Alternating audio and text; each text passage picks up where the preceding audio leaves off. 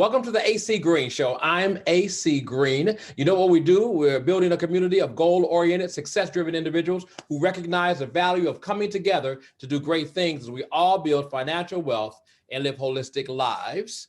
We want to make sure we are informed at all times, especially when it comes to our health. You know, the pandemic, whether it's affected you emotionally or physically, or you have lost a loved one because of the pandemic, whether it was because of a emotional, mental situation or a physical situation because we had comorbidities or pre-existing conditions. Either way, not a good thing. And then our children are out of school, and that understanding of what it does to them socially.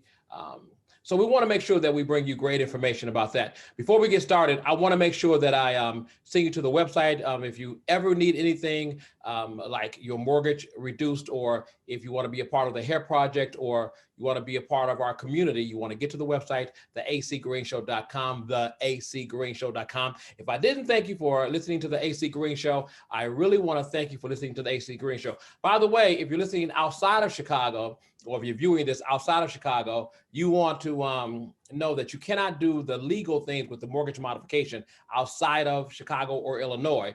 But if you're in Illinois, you can take advantage of the legal resources to get your home lowered in terms of the mortgage and all of that stuff. All right, so I have with me Eric Prince. Hey, Eric, how you doing?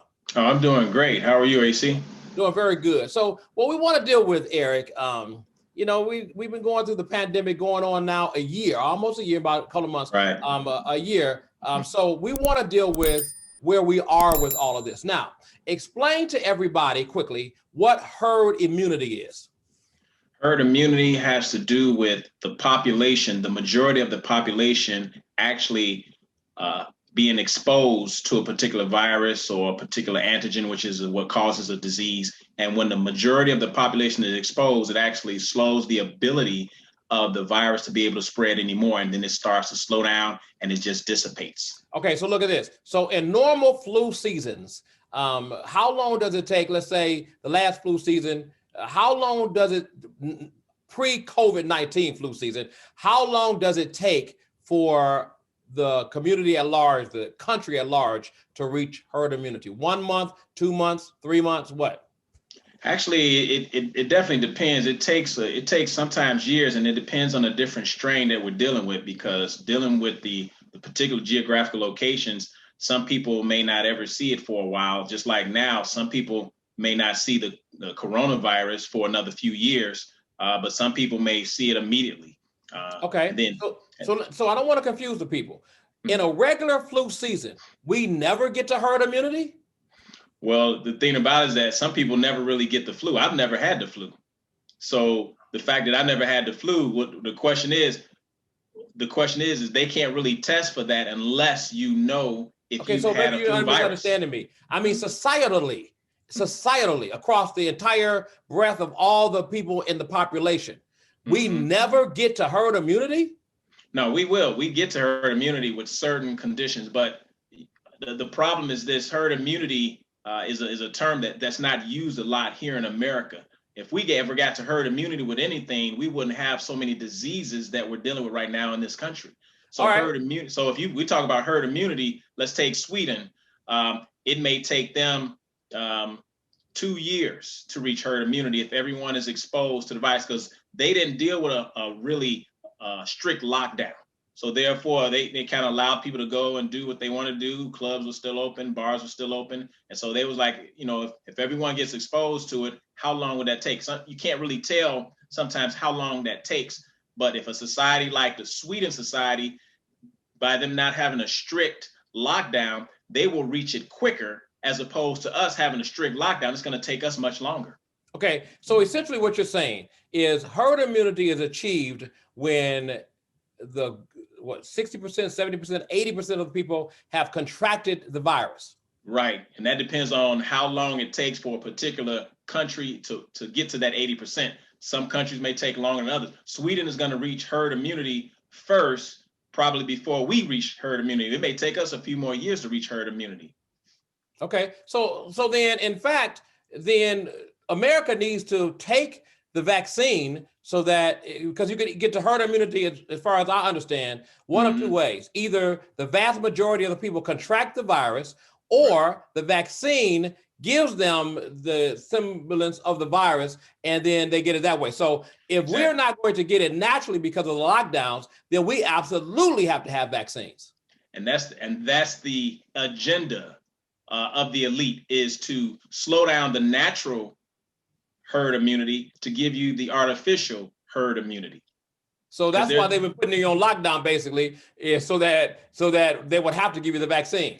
Right. You see, so they because see, Sweden did it totally different than us. So therefore, they're going to reach herd immunity doing the totally opposite of what we're doing. So therefore, the people who know that they can benefit financially from slowing down that herd immunity naturally, once the vaccines come out, now that becomes the means by which the elite would prefer that this population reaches herd immunity. All right. So you're saying then that you're saying that it was a plan necessarily, because let's say there were no lockdowns in America. Then you're talking about, if you're at 400,000 deaths right now, there would be a whole lot more deaths. Yeah. Yes. Well, in America, there probably would, because we have such a poor healthcare system. We have poor diets. We have poor rules and regulations when it comes to food. So we don't have the best food habits, whereas Sweden is considered a little bit healthier of a country than us. So therefore, they felt a little bit more confident in just not having a lockdown. So they're like, hey, we're confident, we're a little bit more healthier. So let's go ahead and just, let it run, let it roll. So it was no way, in what you're saying, in virus, with the COVID-19, there was no way to avoid death. There's no way to avoid death because of our morbidities, or we call it multimorbidities. You say comorbidity, but multimorbidities mean multiple conditions and diseases that will trigger or exacerbate that condition, or in other words, make it worse. And that's what because, when you talk about America, our top cause of death is heart disease. Second is cancer. And that's been number one for several years. So that means that we're really dealing with a population that's sick. We're sick, and we can't handle not even a virus. And we talked about that on the air. So that even the vaccine can become fatal to us as opposed to the virus itself. All right. So what about other countries then? So we know in America, it's 400,000 deaths right around now. And in other countries, they have seen the deaths as well. So you're telling me that like in Europe and some other places where they've seen a lot of deaths, is basically because their immune systems are not strong enough to handle it. Well, if we go back to Italy saw a lot of deaths because of their population's age risk, which is that over 65. So they had more people that were older in that population, which were probably dealing with more underlying conditions. So therefore, they were going to see more deaths. And so that's why that age bracket, or that risk bracket, is going to see more deaths because of where they are in their health on a general basis. Okay, so you're saying pretty much in America, based on our eating habits and obesity being what they say, more than half of America is obese technically. You're saying because of all of these multiple morbidities that we're damned if we do it, damned if we don't. We were not going to do well with this. We were not going to do well anyway. In fact, we're probably doing a little bit worse because we did kind of, quarantine. A lot of people think that if you're not quarantined, that we were going to have a lot of people that were going to die. That was the marketing. That was the agenda. That's what they wanted to create, the fear.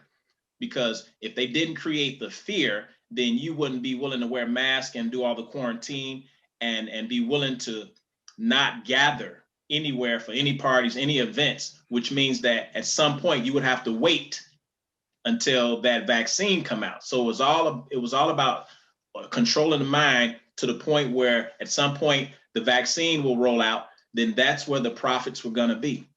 All right. So then,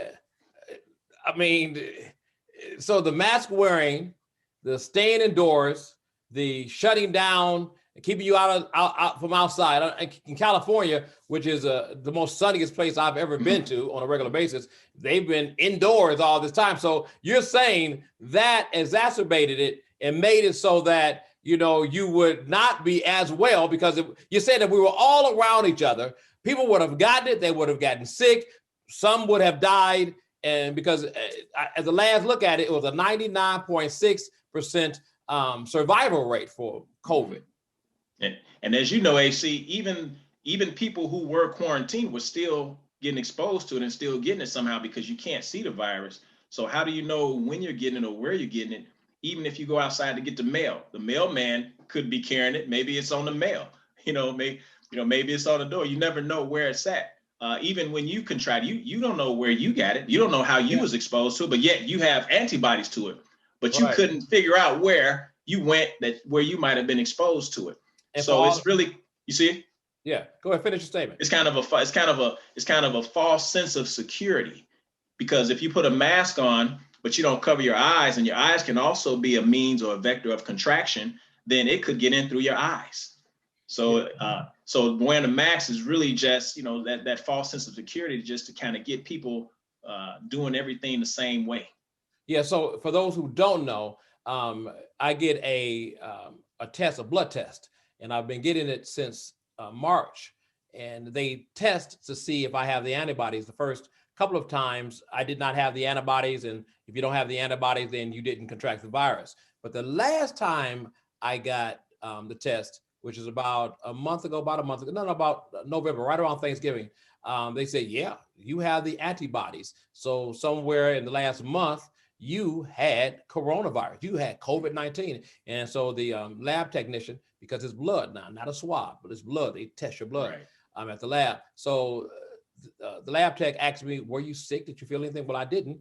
I'm relatively healthy. I do some of the right things. Vitamin D, of course, exercise, and make sure that I'm eating pretty good. But yeah, I actually did have it, had no sign of having it. But what I want to ask you, Eric, I want to ask you, if 400,000 have died during this time from COVID-19. So if you can give me, the most concise response to this question, the last flu season pre-COVID-19, the last flu, not COVID-19, how many people, or what percentage of the people died? About 1% of the population. Okay, what's the population in America? So actually it was under 200,000. So it was maybe not even 200,000. So we lose 1% of the population every year just from. So in America. Yeah, it's just in America, 1% of the population. 1%. So 1%. Okay, do that math with 400,000 in America. Take the population size. What percentages have we lost with COVID-19? So I guess it would be about maybe 2 or 3%. So basically, we lost more people than we would do. So this strain obviously was greater. And then you have to also remember, are the numbers? Well, give me the answer to that. Is this strain greater than the regular flu? It would be, yeah. According to the numbers, it would be considered worse than a regular flu. All right, so the strain, okay, because every year seems like the strain gets deeper. Right now, there's a virus floating around that just came into America that is, they say it's deadly, but that this vaccine could cover this one too. Nobody knows that, by the way. You don't know until you have to deal with it and do the testing on it and all that. Okay, so we know that this one has taken more people. Here's my question. You follow these things. Why is it that we didn't use these kinds of protocols when we lost 80,000 on the last flu, or 90,000? Because if what I've been hearing the politicians say, one death is too many, why didn't they use any of these things on any other flu season? Why weren't cooks in restaurants wearing masks at that time? Why weren't essential workers being protected at that time? I mean, come on, give me the answer for that. The presidency. The fact that this was a presidency year, that meant that, they was able to use this because it turned out that the coronavirus was a virus that could be well manipulated.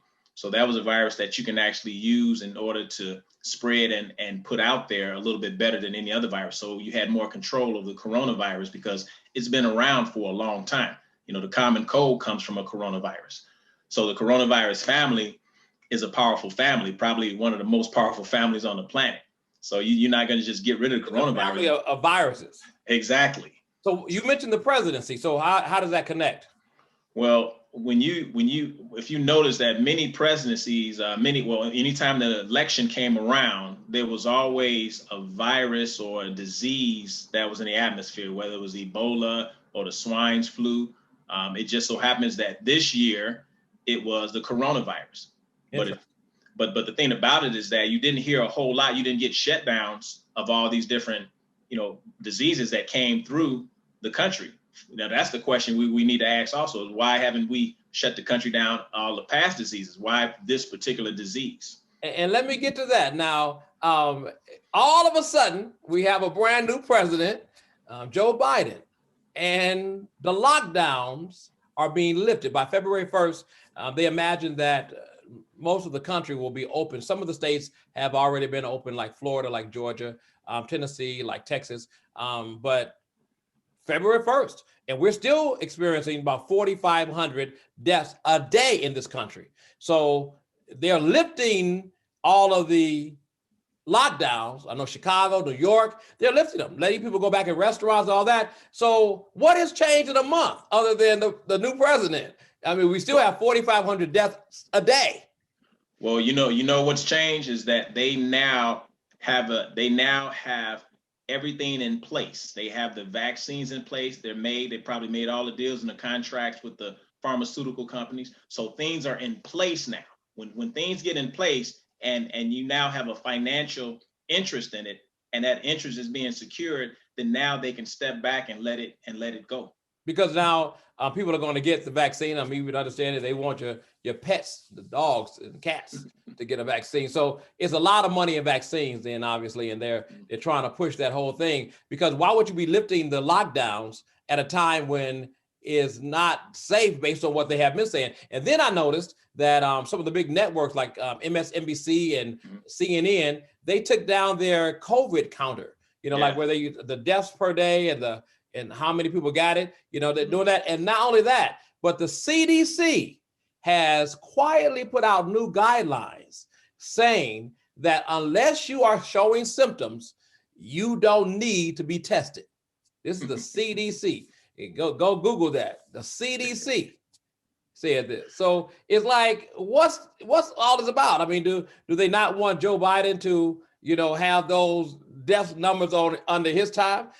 Because maybe they did know, as you're saying, that they already knew there were going to be deaths, because in any flu season, there are deaths. And when you think about the restaurants and the businesses and everything opening back up, and then you think about the schools, so they sufficiently, use those numbers on the television stations to scare a lot of people. Now the teachers don't want to go back in the classroom, and the parents are scared to send their children back. But we're finding that this is not going to do well with children. You see some children, as a matter of fact, 75% of the youth in America are suffering from mental or alcoholism or some version of that. And when surveyed, due directly to the lockdowns and not being able to participate in sports and not being able to live their lives. What are you seeing with regards to children, schools, and just their overall well-being?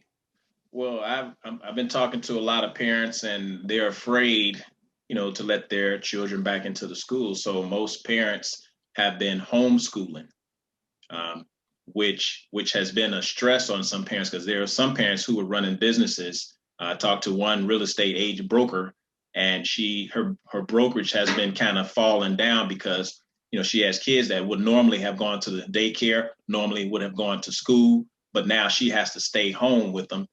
So now her business is not doing as well because she has to give them their attention when normally they would be away at school. Mm-hmm. Yeah. So that's what I'm seeing on a regular basis, is that the kids don't have a problem with it, but the fact that they have to stay in the house and not come out and do any activities, that's also affecting them. And then also let's talk about vitamin D.